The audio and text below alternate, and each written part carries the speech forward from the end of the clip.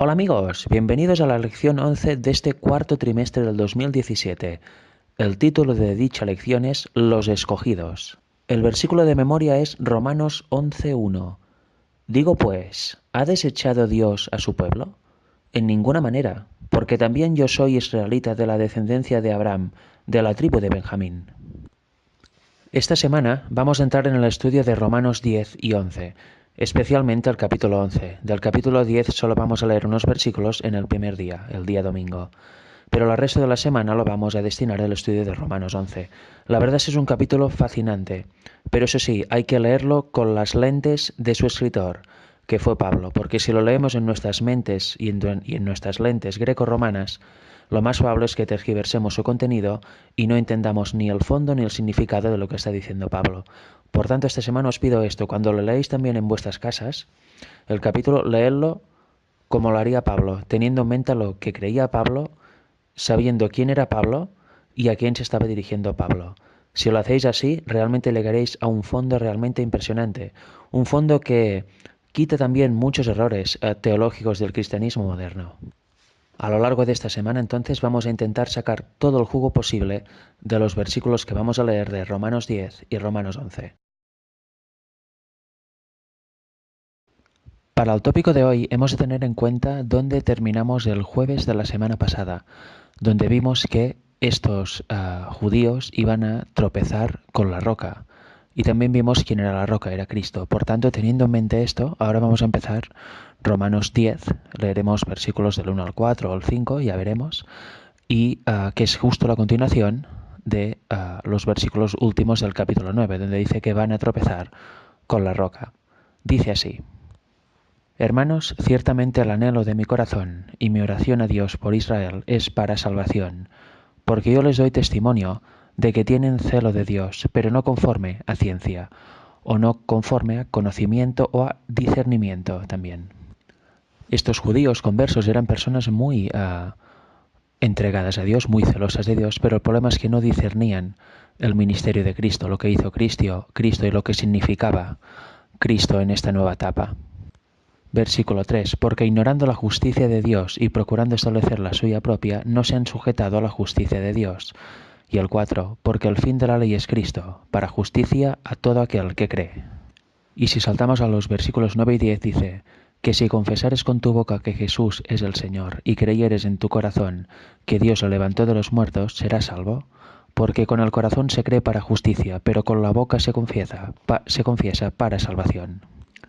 ¿Qué problema había? Pues el que hemos visto a lo largo de ya varias semanas.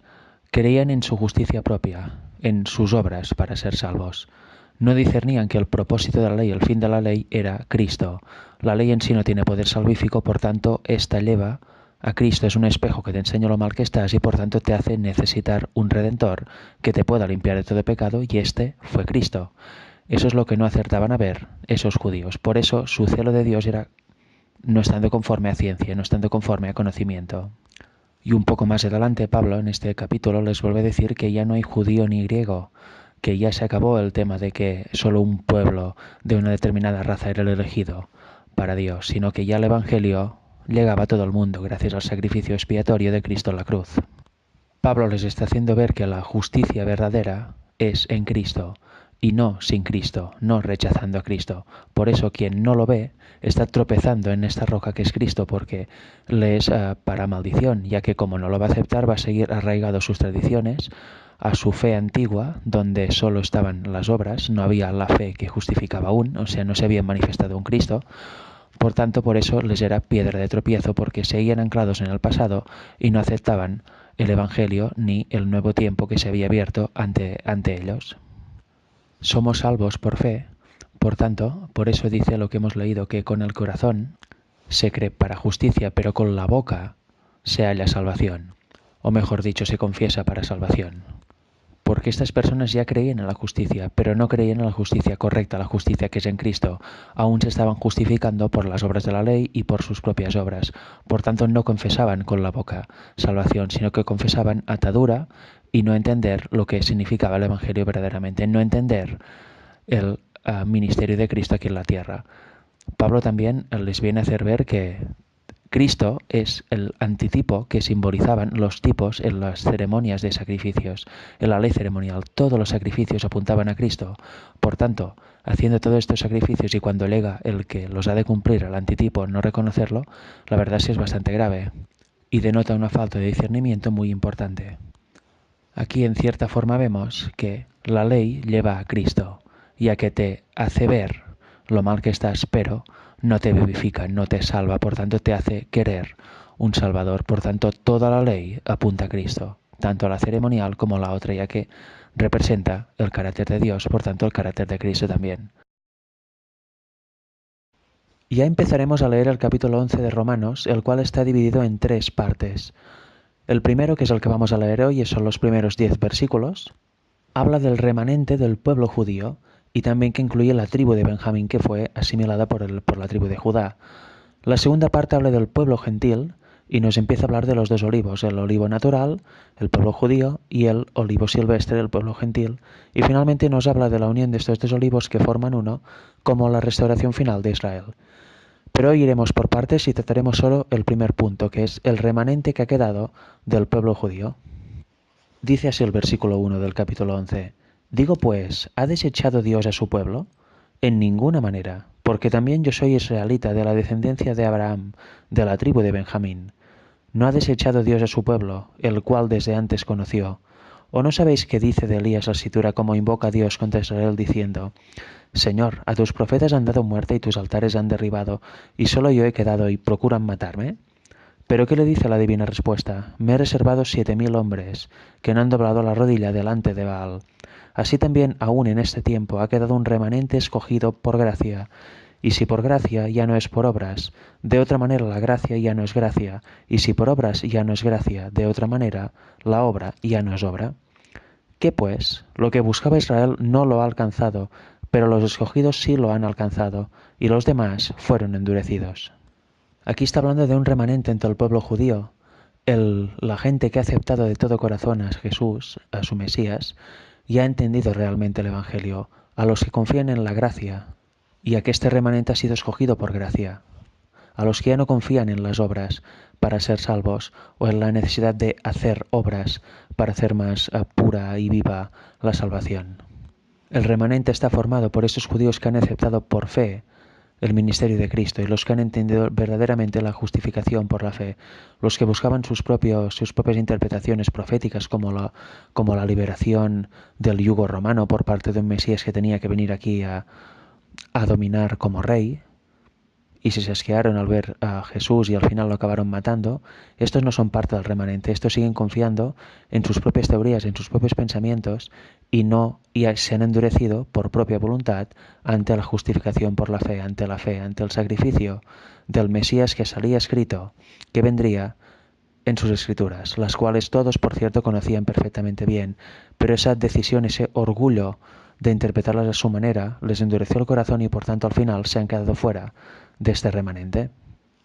Los que eran más limpios, los que eran menos orgullosos, los que se dejaban guiar por Dios, fueron parte del remanente ya que entendieron realmente el sacrificio de Cristo y reconocieron al Mesías en él. Por eso no fueron endurecidos y estos fueron escogidos, pero no porque Dios eligiera al azar, sino por sus propias decisiones y sus propias conductas. Y versículo 8 al 10. Como está escrito, Dios les dio espíritu de estupor, ojos con que no vean y oídos con que no oigan, hasta el día de hoy. Y David dice, se ha vuelto su convite en trampa y en red, en tropezadero y en retribución. Sean oscurecidos sus ojos para que no vean, y agóbiales la espada para siempre.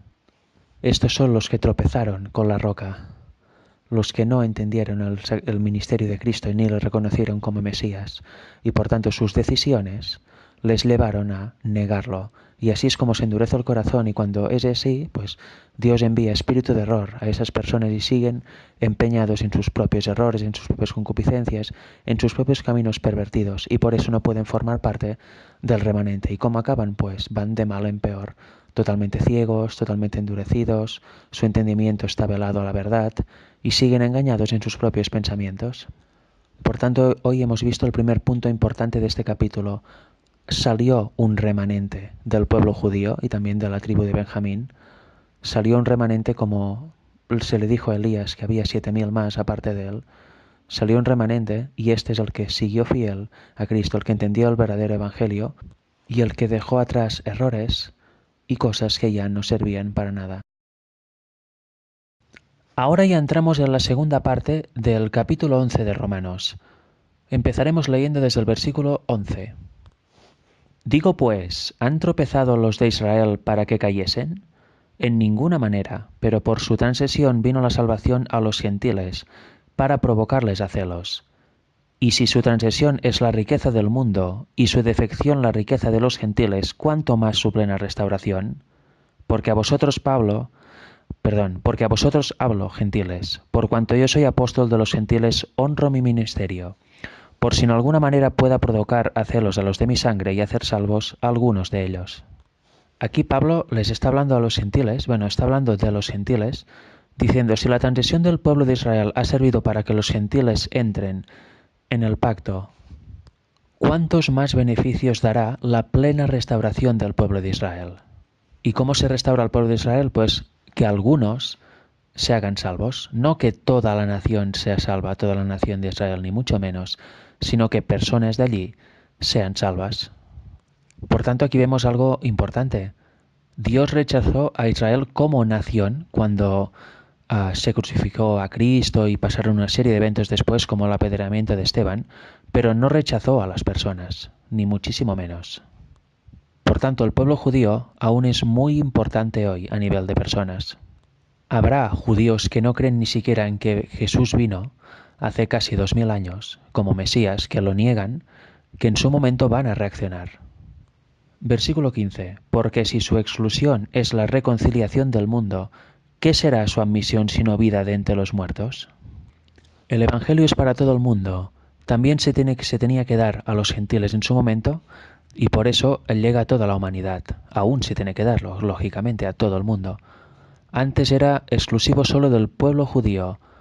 Su apostasía, su transgresión, su dureza de corazón hizo que el Evangelio llegara también a todos los que no eran judíos, y fue una gran bendición, fue tremendo. La reconciliación llegó al mundo, como dice Pablo. Y siguiendo desarrollando un poco el concepto, versículo 16, si las primicias son santas, también lo es la masa restante, y si la raíz es santa, también lo son las ramas.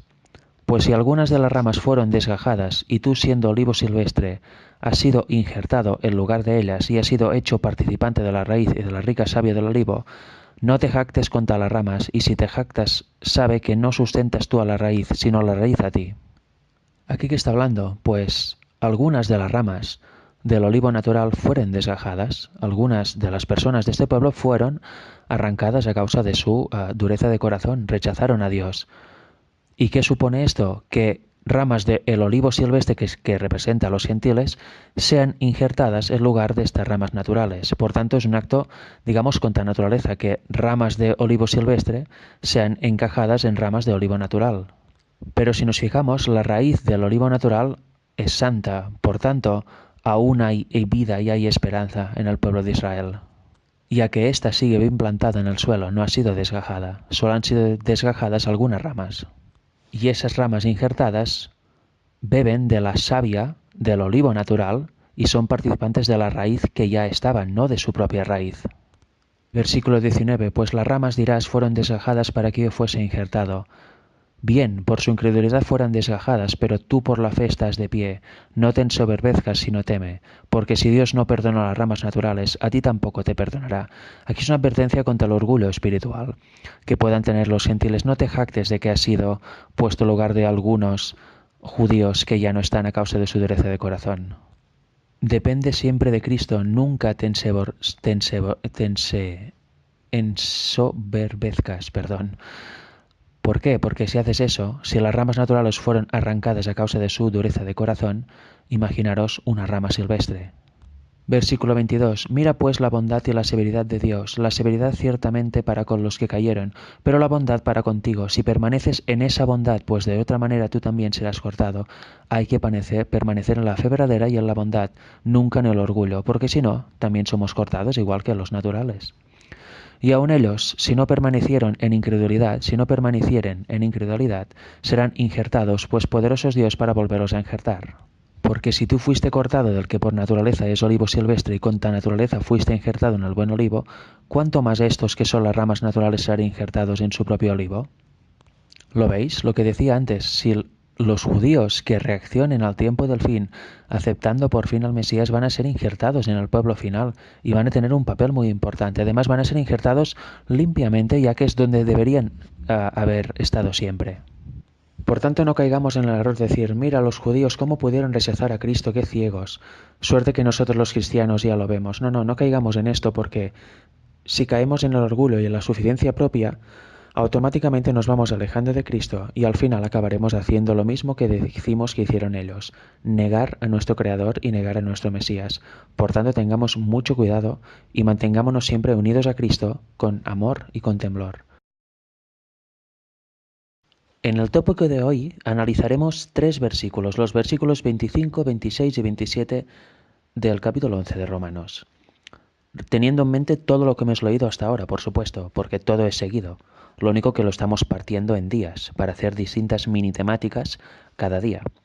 Dice así el versículo 25. Porque no quiero, hermanos, que ignoréis este misterio, para que no seáis arrogantes en cuanto a vosotros mismos, que ha acontecido a Israel endurecimiento en parte hasta que se haya entrado la plenitud de los gentiles. Y versículo 26. Y luego todo Israel será salvo, como está escrito, vendrá de Sión el libertador que apartará a Jacob de la impiedad. Y este será mi pacto con ellos cuando yo quite sus pecados. Recordemos que venimos de leer que los gentiles no se jacten de haber sido injertados al olivo natural, ya que si fueran desgajadas las ramas, algunas ramas del olivo natural, porque ellos no deberían ser desgajados, ¿no? Por tanto, se les llevaba a pensar que tuvieran siempre la confianza en Cristo y que nunca se jactasen de ellos mismos porque nada son, igual que los otros. Vemos que Pablo habla de la plenitud de los gentiles. Eso no quiere decir que todos los gentiles de este mundo van a ser salvos y van a entrar, sino que significa que cuando los gentiles que elijan a Dios, pues, y anden conforme a los caminos del Señor y por tanto al final sean considerados idóneos para el Señor, pues sean salvos, quiere decir que son todos los gentiles que ocuparán las ramas, los lugares de las ramas desgajadas del olivo natural, los lugares que dejaron vacíos parte del pueblo judío. Por eso también dice que parte de Israel se endureció. No todos, no todas las personas de Israel, ni mucho menos, sino parte. Y cuando haya entrado toda la plenitud de los gentiles, todo Israel será salvo. ¿Por qué? Porque los dos olivos serán uno. El pueblo judío, el pueblo hebreo, junto con el pueblo gentil, serán uno y serán lo que formarán el nuevo Israel, el Israel espiritual tantas veces mencionado. ¿Y eso cuándo será? Pues al final del tiempo. Y en este sentido, el apóstol Pablo también habla en Efesios, concretamente Efesios 2 del 13 al 15. Dice así, pero ahora en Cristo Jesús, vosotros que en otro tiempo estabais lejos, o sea, los gentiles, habéis sido hechos cercanos por la sangre de Cristo. Porque Él es nuestra paz, que de ambos pueblos hizo uno. ¿Qué pueblos? El pueblo judío, el pueblo hebreo con el pueblo gentil, derribando la pared intermedia de separación, aboliendo en su carne las enemistades de la ley de los mandamientos expresados en ordenanzas, para crear en sí mismos de los dos un solo y nuevo hombre, haciendo la paz. Por tanto, aquí tenemos, al final del tiempo habrá un solo olivo, que es el formado por el pueblo, parte del pueblo judío que sea salvo y parte del pueblo gentil que sea salvo, formando así un hombre nuevo, un árbol nuevo, el Israel final. Y este será el que se irá con Dios a la tierra nueva. Interesantísimo, ¿verdad?, lo que está planteando Pablo aquí. Sin duda sus oyentes judíos se debieron quedar, la mayoría, completamente estupefactos, porque era una verdad que realmente era muy innovadora en aquel tiempo, era para nada esperada para los judíos tradicionales que no acaban de entender el Evangelio. Siguiendo la lectura, empezamos en el versículo 28 y terminaremos ya en el versículo 36, que es el último de este capítulo 11 de Romanos. Dice así el versículo 28, así que en cuanto al Evangelio son enemigos por causa de vosotros, pero en cuanto a la elección son amados por causa de los padres. Claro, el Evangelio se estaba dando al mundo gentil y muchos judíos decían que eso era impensable, por tanto se convierten en enemigos del verdadero Evangelio. Pero los que aceptan el Evangelio son amados. ¿A causa de quién? De sus padres también. ¿Y quiénes son sus padres? Pues las antiguas generaciones de hebreos, las antiguas generaciones con los cuales Dios hizo pacto, como por ejemplo en el Sinaí. Porque irrevocables, versículo 29, porque irrevocables son los dones y el llamamiento de Dios. Pues como vosotros también en otro tiempo erais desobedientes a Dios, pero ahora habéis alcanzado misericordia por la desobediencia de ellos. Así también estos ahora han sido desobedientes para que por la misericordia concedida a vosotros, ellos también alcancen misericordia. Qué interesante, ¿eh? Ellos desobedecieron y al final acabaron rechazando en parte al Mesías como nación, algunos de ellos.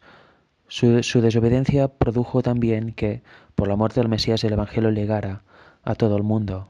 Por tanto, la misericordia llega a los gentiles gracias a esto. Y también dice lo siguiente en el versículo 31. Por la misericordia concedida a vosotros, los gentiles, ellos también alcancen misericordia. Por tanto, una parte misionera importante del pueblo gentil del mundo cristiano en general es también dar el Evangelio a los judíos. Pero ¿qué pasa?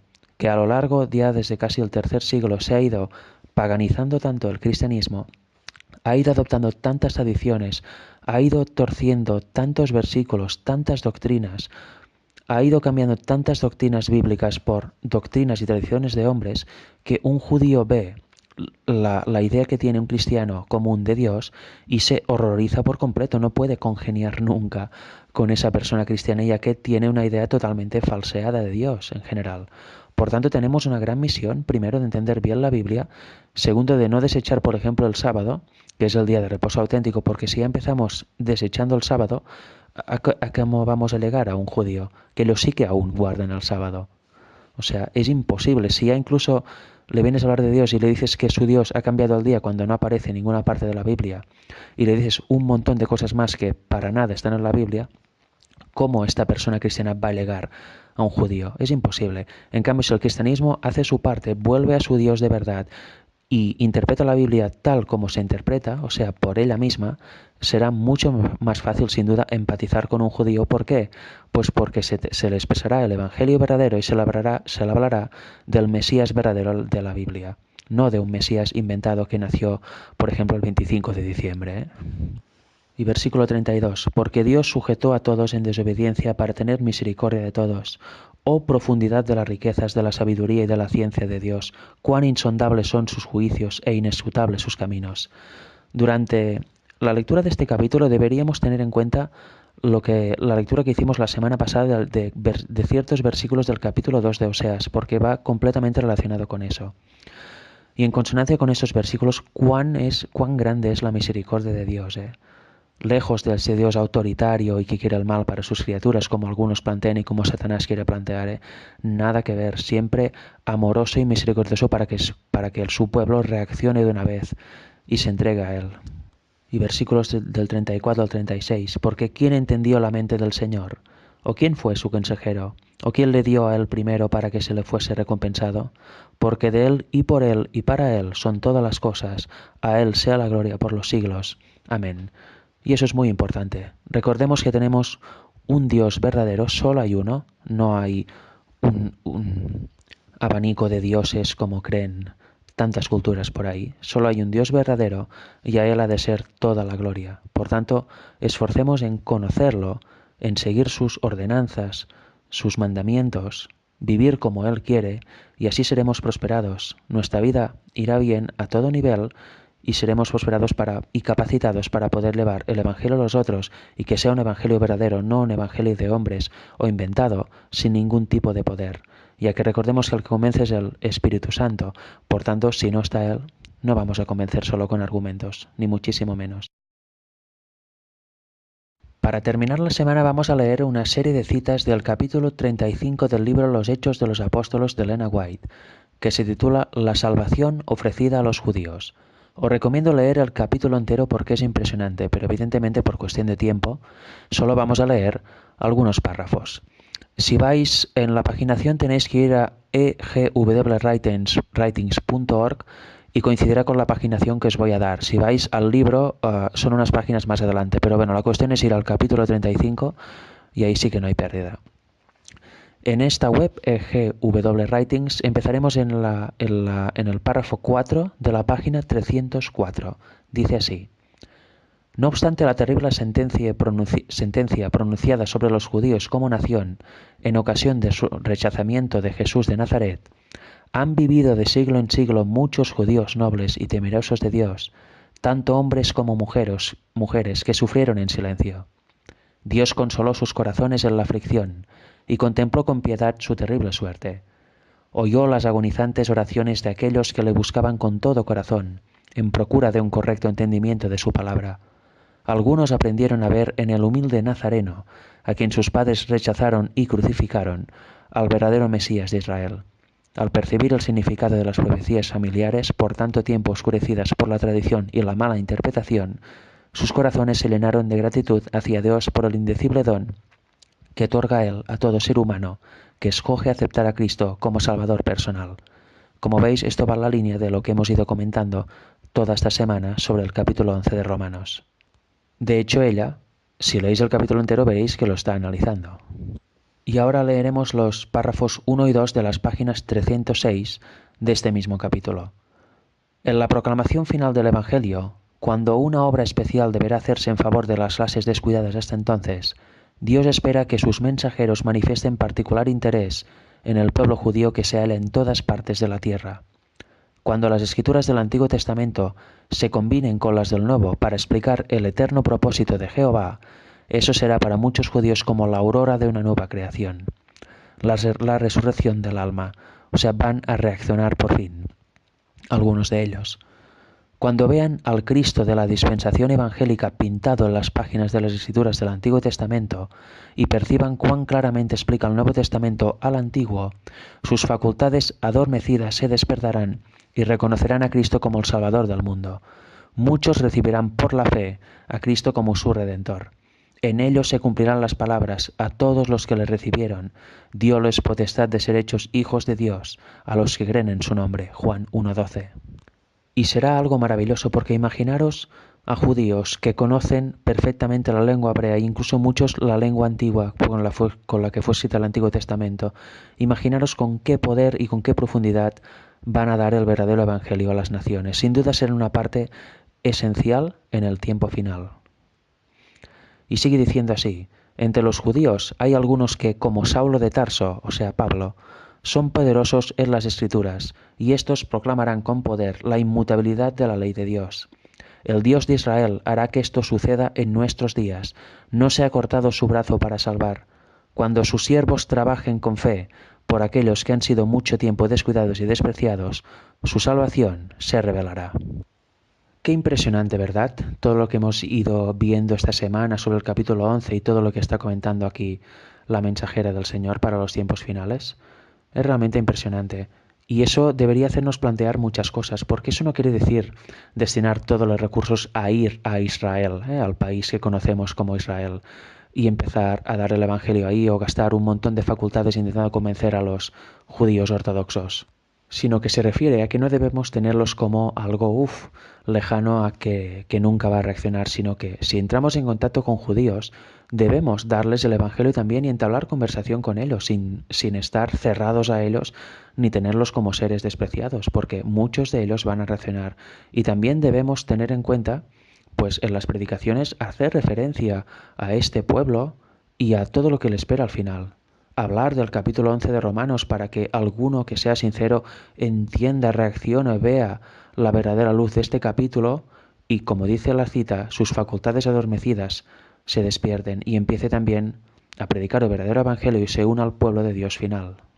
No debemos centrarnos solo en nosotros, en los cristianos, y dejar de lado a los judíos junto con otras minorías. El evangelio es para toda nación, tribu y lengua, por tanto nunca debemos desechar a ninguna raza y a ningún tipo de persona. Que Dios os bendiga a todos.